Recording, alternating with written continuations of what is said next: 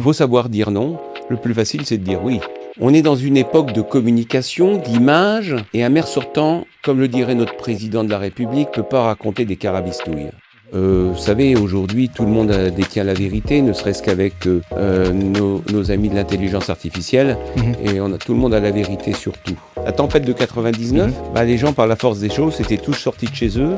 Il faut des catastrophes comme ça pour que les gens rencontrent leurs voisins. C'est quand même dommage. Je ne répondrai jamais aux objectifs de la loi. C'est impossible. Une fois que j'ai dit ça, monsieur le préfet me dira, monsieur le maire, vous ne pouvez pas dire ça. Vous pouvez dire, vous allez vous efforcer de répondre aux objectifs de la loi. 108 voix, c'est l'écart infime qui a scellé les municipales de mars dernier à Saint-Rémy-les-Chevreuses. Dominique Bavoil, bonjour. Bonjour. Vous êtes maire depuis 2017, vous avez donc été réélu avec 51,53% des suffrages. Tout d'abord, quelques petites questions, c'est le principe pour mettre en route cette émission. Vous êtes présent sur votre commune. Si on regarde votre montre connectée ou votre GPS, est-ce qu'on se rendra compte que vous êtes un maire de bureau ou un maire de terrain qui parcourt des dizaines de kilomètres dans une journée ? Très clairement, je suis un maire de terrain. J'ai du mal à rester plus d'une demi-heure assis à mon bureau. Et donc, je suis vraiment un maire de terrain. Je vais sur les différents sites, je vais au contact des gens, et ça a toujours été ma façon d'être parce que c'est ma personnalité. Votre précédent métier avant la politique, c'était cadre commercial. Oui. Aujourd'hui, face à un administré justement qui est en colère ou sur un dossier de subvention difficile, c'est une carte qui vous sert encore aujourd'hui ? J'ai fait plusieurs métiers. J'ai commencé à travailler dans la comptabilité, c'est vous dire, et ensuite dans l'artisanat, mais ensuite cadre commercial dans le secteur de la meunerie. Et donc tout ça, ça me donne une facilité à être au plus proche des gens, à pouvoir communiquer avec eux et à pas forcément dire oui à tout. Faut savoir dire non. Le plus facile, c'est de dire oui. Vous évoquez souvent Saint-Rémy comme un beau village, pour autant c'est plus de 8000 habitants. Alors est-ce que c'est pour entretenir un peu l'image d'Épinal, pour freiner l'urbanisation ou Ce qui fait l'âme d'un village, c'est la cohésion sociale. On peut être un petit village et ne pas se parler, j'en connais, ça me surprend toujours. Et puis on peut être une petite ville et se connaître, se rencontrer, être sur les événements qui créent du lien, et c'est ça l'essentiel pour moi. Et dans l'âme village, dans l'âme de ce village que j'ai, moi, ça fait 34 ans que je suis à Saint-Rémy-les-Chevreuses, cette notion de village était très présente. Elle s'est un peu estompée parce que la société est faite ainsi, il y a plus d'individualisme, mais c'est un lieu commun. Alors, faut pas aller contre le progrès, mais tout ce qui fait notre société, les réseaux sociaux, etc., les gens se parlent moins. Je me souviendrai toujours de 99, la tempête de 99. Les gens, par la force des choses, étaient tous sortis de chez eux. Plus d'électricité, des fois des difficultés, plus de chauffage. Il faut des catastrophes comme ça pour que les gens rencontrent leurs voisins. C'est quand même dommage. Et je pense que la politique locale doit favoriser chaque fois qu'elle le peut des moments, des événements qui créent du lien entre les différentes catégories d'âge, les différentes aux origines sociales. Voilà, ça c'est notre rôle. Voilà. Vous faites de la politique locale, pour autant vous avez des soutiens de poids dans le département, vous échangez avec des élus d'envergure nationale, que ce soit Gérard Larcher, Valérie Pécresse ou autres, Jean-Noël Barrot. C'est quoi le dernier SMS que l'un de ces ténors politiques a pu vous envoyer ? Le dernier SMS, il émane de Valérie Pécresse, Gérard Larcher et Jean-Noël Barrot pour les élections, pour m'assurer de leur soutien. Au-delà des clivages politiques qu'il peut y avoir chez les uns et les autres, ou des postures politiques, ils savent, et nos élus nationaux, et il y en a d'autres, vous n'allez pas tous citer, ces élus nationaux savent qu'ils ont besoin des élus de terrain pour faire remonter justement les préoccupations de nos concitoyens au plus près des décideurs que sont les parlementaires. Voilà. Vous avez des soutiens de poids qui vous permettent d'agir pour votre commune. Pour autant, si on reprend les différents scores, en 2020, premier mandat, plus de 70% à l'élection, 2026, juste au-dessus des 50%. Comment vous analysez ces chiffres ? Qu'est-ce qui s'est passé pendant la campagne ? On est dans une époque de communication, d'image, et un maire sortant, comme le dirait notre président de la République, peut pas raconter des carabistouilles. Je n'ai fait que dire la vérité.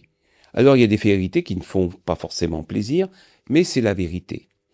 Je ne peux pas dire des choses qui sont contraires à la loi. Et je le dis souvent dans mes propos, on dit souvent un maire a beaucoup de pouvoir. Il a surtout 2 devoirs. Le premier devoir, c'est de respecter la loi. Et le deuxième devoir, c'est de la faire respecter. Ce qui n'est pas forcément le plus facile. Je peux vous prendre n'importe quel exemple concret. Tout le monde déplore le problématique de la vitesse sur la route. Ben oui, il y a des gens qui se comportent mal. Et oui, le maire ne peut pas... alors il peut essayer d'aménager les choses, de faire de la prévention, de faire des aménagements qui vont diminuer cela. Mais il y aura toujours des fous sur la route. Il y en aura toujours. Et dire aux gens, je vais diminuer la circulation de 30% en centre-ville, comme j'ai pu l'entendre, je signe tout de suite. Ou je vais demander que ça soit reporté sur les villes communes, les communes de périphérie de la ville, les communes limitrophes. Je suis pas sûr que mes collègues maires des communes limitrophes soient vraiment d'accord. Donc, si vous voulez, il faut une forme de réalisme, une forme d'honnêteté intellectuelle. Il ne faut pas faire de promesses qu'on ne peut pas tenir, c'est ça? Vous pensez qu'on vous l'a reproché? Vous pensez que les électeurs, en quelque sorte, avec ce résultat et ce score entre les deux candidatures, les 2 mandats, se justifient comme ça? C'est que vous n'avez pas voulu faire de promesses que vous ne pouvez pas tenir? Et si on fait une promesse qu'on ne peut pas tenir, on doit pouvoir l'expliciter. Mais quand on sait d'entrée, c'est que des propos, des promesses qu'on pourrait faire ne sont pas possibles, ne serait-ce que par la loi, ne serait-ce que par là. Vous savez, aujourd'hui, tout le monde détient la vérité, ne serait-ce qu'avec, vous tapez sur nos amis de l'intelligence artificielle, et tout le monde a la vérité sur tout. On l'a vu en d'autres temps sur le Covid, la Covid, où tout le monde avait la solution pour tout. Je pense que c'est faire offense aux scientifiques, offense aux sachants, qui ont travaillé, dont c'est la profession d'essayer de trouver le meilleur des solutions. Voilà peut-être ce qui explique cela. Et puis je suis pas un homme de réseaux sociaux, alors on me le reproche, même dans mon équipe. Et je peux peut-être me targuer aujourd'hui à inverser la situation. On dit j'ai gagné, peut-être qu'à 100 vues, mais sans les réseaux sociaux. Voilà. Et donc j'en fais une fierté. Je sais très bien que les réseaux sociaux font partie de la vie d'aujourd'hui. Il ne faut pas l'ignorer. Et je vous le disais en aparté, pour ça que j'ai un délégué aujourd'hui dans mon équipe, qui est notre Benjamin, à la communication numérique. Et j'attends de lui beaucoup sur ce domaine-là. Communiquer sur les différentes actions et les chantiers que vous menez. Vous parliez de fausses promesses, de promesses qu'on ne peut pas tenir. Sur la question de la sécurité, de l'insécurité, quelles promesses, ou en tout cas quelles actions vous pensez pouvoir mettre en place? Parce que vous avez déjà interpellé les pouvoirs publics sur ce sujet-là. Là, aujourd'hui, vous avez moyen d'agir? Alors, nos moyens d'agir, oui, on a quelques moyens d'agir. Oui, j'ai interpellé, quand on a eu des vagues de mineurs migrants, la garde des Sceaux, Nicole Belloubet à l'époque, qui était une de nos administrées, qui a été élue il y a quelques années à Saint-Rémy-lès-Chevreuse. C'est pour ça qu'elle m'a reçu et qu'elle a mis en œuvre quelques plans pour éradiquer ces phénomènes. À l'époque, j'avais soulevé le problème de l'ordonnance de 45 concernant les mineurs. Je pense que nos moyens, ils doivent être... une collectivité doit bien rester à sa place et un maire doit rester à sa place. On a des pouvoirs de police, certes, mais on a surtout le devoir de travailler avec les forces de sécurité régaliennes. Chez nous, c'est la gendarmerie, les services de renseignement, et que chacun bien à sa place, cette collaboration entre les différentes forces doit se concrétiser par un sentiment de cohésion entre les différents acteurs, mais aussi efficacement se vérifier sur le terrain. Et quand j'entends qu'on axe sur une ville comme Saint-Rémy-lès-Chevreuse le problème de l'insécurité, je vous le dis très honnêtement, les statistiques, c'est pas ce que les statistiques démontrent. Aujourd'hui, nous avons des cambriolages, nous avons quelques voies de fait, nous avons la première des insécurités et la première des incivilités, elles se font sur le domaine public, de cohabitation entre les différents usages que sont la voiture, le vélo, le piéton, sur quelques actes de vandalisme.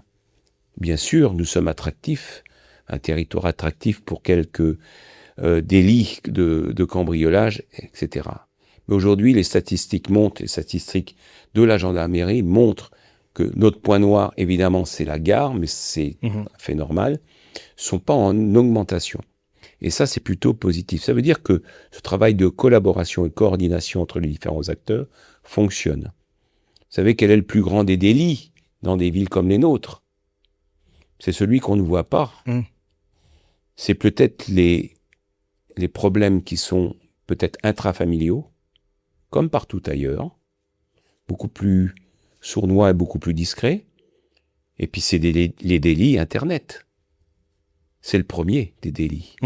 Malheureusement, j'ai eu l'occasion, avec les services de gendarmerie, des gens spécialisés, de faire 2 réunions publiques où nous avons que peu d'audience. Tout le monde pense savoir, oui, mais moi je sais. Ben non, parce que c'est les plus gros délits. Et donc, si vous voulez, aujourd'hui, quand on axe sur l'insécurité, je pense que c'est d'une facilité d'agir sur les peurs des uns et des autres pour récolter des voix. Si c'est cela, c'est pas du tout ma façon de faire. Je pense que c'est pour moi de la malhonnêteté intellectuelle. Cette commune, vous y êtes présent depuis une 30aine d'années, à peu près. Plus de 30 ans, oui. Vous l'avez vu évoluer comment, justement? Alors, la question de la sécurité m'amène à parler de ça, mais au-delà de ça. Alors, vous savez, un de mes grands challenges, et de notre équipe, des équipes successives que j'ai eu l'honneur de présider, je suis arrivé dans cette ville, j'étais beaucoup plus jeune, j'avais 30 et quelques années de moins, et c'était une ville qui ronronnait, gentiment. Le prix du foncier faisait qu'on avait des catégories socio-professionnelles d'un bon niveau, et puis des catégories d'âge aussi assez élevées. Maintenant, c'est moi qui ai les cheveux blancs, mais ma plus grande fierté, c'est d'avoir créé vraiment une vraie mixité. Et quand je dis une vraie mixité, c'est une mixité générationnelle. Et aujourd'hui, on a des jeunes familles, on a des enfants, beaucoup plus qu'à une époque. Et ça, c'est pour moi, je dirais, ma plus grande fierté avec les équipes que j'ai eu l'honneur de diriger. Pourquoi? Parce qu'une dynamique d'une ville, ça se fait avec, justement, tous ces liens intergénérationnels qui sont bénéfiques, quel que soit l'âge que l'on ait. Qu'on soit une jeune famille, qu'on ait des enfants en bas âge, qu'on soit senior plus, qu'on soit un quadra. Donc tout ça, c'est aujourd'hui effectif. Et on le voit très bien avec nos écoles. Quand beaucoup ferment des écoles, ferment des classes, nous on en ouvre. Et ça, pour moi, c'est le point majeur.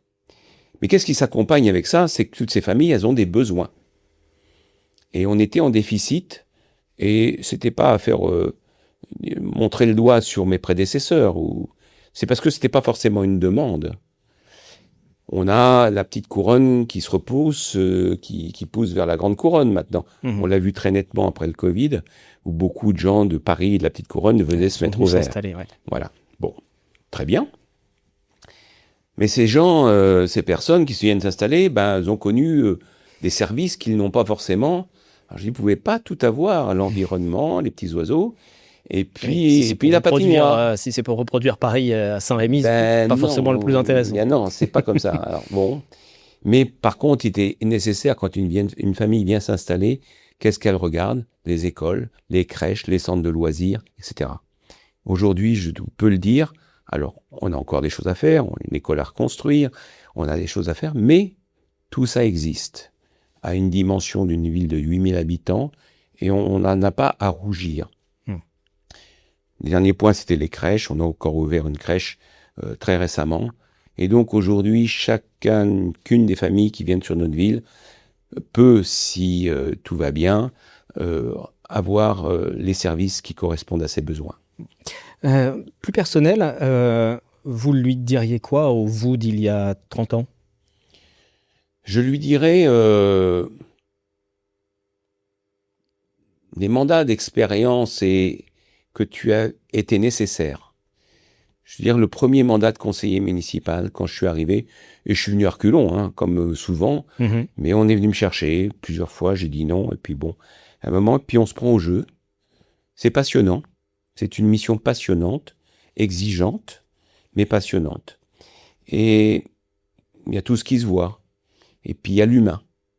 Et ce qu'on apprend, on apprend sur le tas, il n'y a pas de formation. Et je dis souvent, on ne s'invente pas maire du jour au lendemain. Je pense que l'expérience, et c'est ce que je reprocherais peut-être aujourd'hui, c'est que l'expérience, excusez-moi l'expression, mais on s'assoit dessus un petit peu trop rapidement. J'ai eu l'occasion de rencontrer le Premier ministre Jean Castex quand j'ai ouvert le centre de vaccination. Il est venu nous visiter. Et Jean Castex m'a dit une chose, il dit, vous savez, je lui ai exposé toutes les difficultés que nous avions eues avec l'administration, avec un certain nombre de protocoles. Il m'a dit, mais je sais ce que vous vivez, j'ai été maire d'une ville de 5000 habitants. J'ai eu l'occasion de discuter avec Jacqueline Gouraud, qui avait élaboré la loi 3DS, qui était au début la loi 5DS, plus 4DS, plus 3DS, sur la loi SRU, qui est un vrai totem, dit-on, mais qui est la même qui doit s'appliquer dans n'importe quel coin de la France à partir du moment où on est dans l'obligation SRU. C'est un non-sens aujourd'hui. Et je ne dis pas le fond de la loi, et je le dis publiquement. On a besoin, une grande pourcentage de notre population active est éligible au logement social. Mais son mode d'application, qui est complètement déconnecté de la réalité de nos territoires. Je prends le territoire de Saint-Rémy-lès-Chevreuse, je vous le fais schématiquement. 70% de nos territoires est classé naturel et très bien. Et je veux dire, et ça ne changera pas. Et c'est très bien. 30% il est urbanisé, et dans les 30%, je vous le fais très schématiquement, il y en a, allez, 5-10% qui est autour de la gare. Et on doit construire. Sur une ville où il y a 3 rivières qui se rencontrent, où il y a des conditions de sites classés, des conditions environnementales, des conditions hydrauliques, oui. des conditions de flux. Mais c'est impossible. Donc la loi, le fond de la loi, on peut en discuter tant qu'on veut, mais la loi, voilà. Et des fois, dans les logements sociaux, les modes d'attribution. On fait venir des gens du nord de Paris, parce que tout le monde peut prétendre, partout en France, n'importe où, alors qu'on ne raisonne pas en bassin de vie. Nous, on a des maisons de retraite importantes, où on a des aides-soignants qui font des fois 1 heure de transport, parce qu'ils n'ont pas de logement à proximité, et on fait venir des gens d'ailleurs pour leur donner un logement chez nous, alors qu'ils travaillent à 1 heure de là. Qui ensuite doivent reprendre les transports, ce qui rend des difficultés supplémentaires. Mais voilà, c'est un non-sens. Et moi, mais à chaque fois que je le peux, et je ne suis pas le seul des maires dans cette situation, j'interpelle nos parlementaires pour qu'ils aient un raisonnement de logique. Alors on m'a dit oui, il ne faut pas faire de clientélisme, machin. Mais c'est du bon sens. C'est du bon sens. On a des gens qui travaillent dans nos quelques entreprises. Il faut installer des navettes entre ces entreprises et la gare, qui travaillent sur le quartier des Hauts-de-Saint-Rémy, pour qu'ils viennent les chercher. Enfin, on marche sur la tête quelquefois, mais il faudrait peut-être qu'on nous écoute encore un peu plus. Mais Madame Gouraud m'a dit à l'époque, vous savez, monsieur le maire, j'ai été maire aussi d'une ville de 5000 habitants dans le sud, et couverte par un PPRI, on me dit de construire. Et je dis, bah oui, madame, mais qu'est-ce qu'il faut faire alors? Elle me dit, la loi SRU, c'est un totem. Ben oui. Bon, une fois qu'on a dit ça, merci, au revoir. Donc il y a une certaine frustration aussi, malgré tout, d'être maire, et même pour vous, vous vous sentez limité peut-être quelquefois dans les actions que vous pouvez mener. Mais je vous l'ai dit tout à l'heure, un maire doit respecter la loi et la faire respecter. Et c'est les limites de l'exercice, oui. Même si on n'est pas d'accord. Même si on n'est pas d'accord. Même s'il y a des lois qui peuvent nous paraître... Excusez-moi, j'ai mon portable qui sonne, ça doit s'entendre peut-être. C'est pas grave du tout. Mais il va se calmer. Voilà. Toujours demander, c'est la mairie qui vous rappelle. Non, voilà, oui, il y a certaines frustrations parce que on est des acteurs de terrain et on voit bien les difficultés. Et de manière très pragmatique, il y a des choses simples qu'il faut libérer. Je pense que nos parlementaires, notamment Gérard Larcher, libérer les politiques publiques sur les territoires. Adaptons-nous. Le territoire de la région parisienne n'est pas le même territoire que dans une province X ou Y de France. Chaque territoire a ses spécificités, ses enjeux. Et je pense qu'il faut qu'on soit beaucoup plus réaliste et beaucoup plus à l'écoute de ce qui peut être fait et ce qui ne peut pas être fait. Je ne répondrai jamais aux objectifs de la loi. C'est impossible. Une fois que j'ai dit ça, monsieur le préfet me dira « Monsieur le maire, vous ne pouvez pas dire ça. Vous pouvez dire vous allez vous efforcer de répondre aux objectifs de la loi. » Oui, monsieur le préfet, j'entends. Mais entre nous, soit dit, vous voyez bien, vous êtes lucide, conscient. Voilà. Vous parliez d'humain tout à l'heure et ce mot-là est revenu plusieurs fois dans vos différentes réponses. En termes humains, justement, comment vous avez vécu la période où il a fallu intervenir et aider les administrés qui étaient victimes des inondations? Il y en a eu encore il y a pas longtemps, sur la fin de votre mandat. Ça, ce sont des moments difficiles? Vous savez, j'ai vécu des catastrophes majeures depuis mes mandats de maire, que ce soit les inondations, que ce soit le déraillement du RER B, dont les images ont fait le tour du monde, suite à des problèmes de ruissellement et de choses comme ça. Et puis, les conséquences de déplacement de nos concitoyens, du fond de vallée, et pas que de Saint-Rémy. J'en ai connu de toutes les couleurs, comme on pourrait dire, et je disais souvent, on m'appelait le chat noir à l'époque, et j'ai dit c'est très formateur en même temps. Ce dont on peut se targuer collectivement, et pas moi tout seul, c'est qu'à chaque fois, on n'a pas eu de victimes. Derniers événements d'octobre 2024, on l'a échappé. On n'a pas eu de victimes. En octobre 2024, j'étais présent. Je crois que j'ai battu le record d'heures sans dormir, ce qui n'était pas très sérieux. J'allais vous demander si on dormait bien dans ce genre de situation. Non, on dort du coup, pas. J'ai ma réponse. On ne dort pas. On ne dort pas, voilà. On ne dort pas. Je crois que j'ai passé pas loin de 30 heures sans une heure de sommeil. C'est pas très grave. Il faut être là. Il faut être au plus proche des sinistrés, même quand plus rien, la ville est éteinte. Et le lendemain matin, à 6 heures le matin, quand tout le monde se dit « je vais retourner au travail » et qu'on ne peut pas joindre et qu'on veut traverser là où il y a de l'eau, ou que les gens risquent de se mettre en danger, c'est là, il faut être là. Il faut être là au plus près, il faut être là avec nos partenaires. Moi, je travaille beaucoup sur le syndicat de rivière, donc je suis très investi. Et il faut pas faire croire à tout le monde que parce qu'en claquant des lois, les catastrophes naturelles n'arriveront plus. Le rôle de l'élu, c'est de veiller justement à ce qu'il n'y ait pas de catastrophe. Première chose humaine, et de protéger au mieux ce qu'on appelle les biens et les personnes. Mais quand la catastrophe est là, elle est là, et il faut avoir les bons réflexes. Et c'est toute cette expérience qui fait qu'on a les réflexes, et tout le réseau.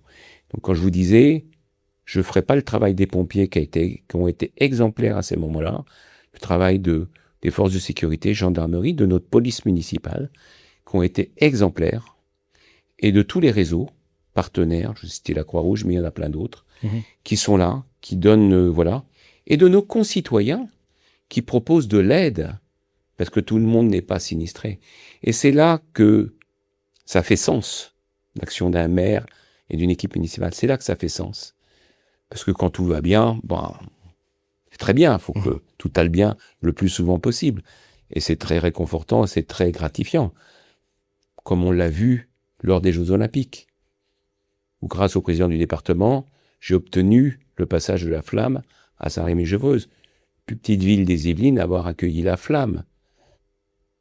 Quand on a accueilli la flamme, portée par notamment une petite Saint-Rémoise en situation de handicap, jusque sur les marches du château de Coubertin, quelle était notre fierté, avec 6000, pratiquement la population d'une ville, 6000 sur le passage de la flamme.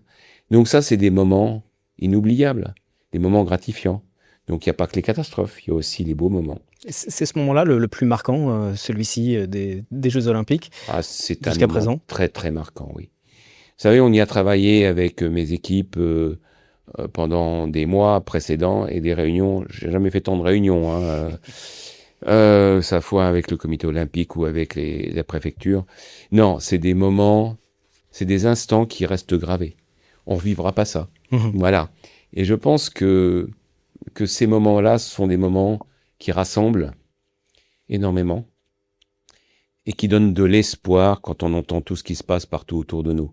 Je me garderai bien de commenter la politique nationale ou internationale. Mais ces moments-là, faut pas les laisser passer, faut les vivre et faut s'en donner les moyens.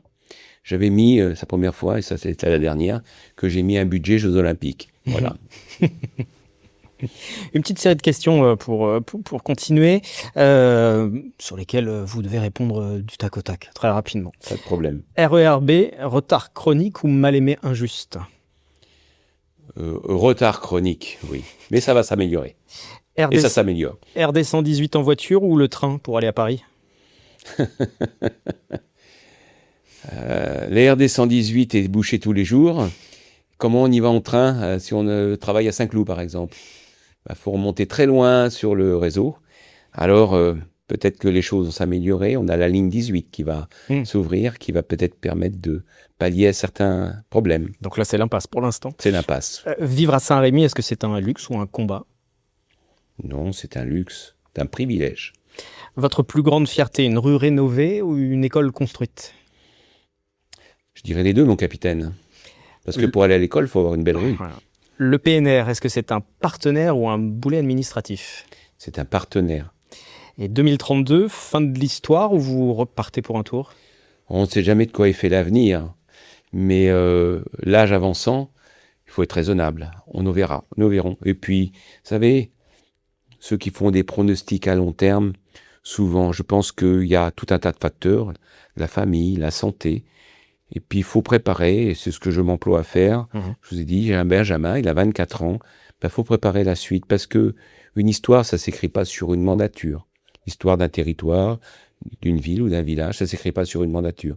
Ça s'inscrit dans le temps, dans un temps long, et puis à un moment donné, il n'y a pas une fin de l'histoire. Il y a d'autres histoires qui s'écrivent. Donc voilà.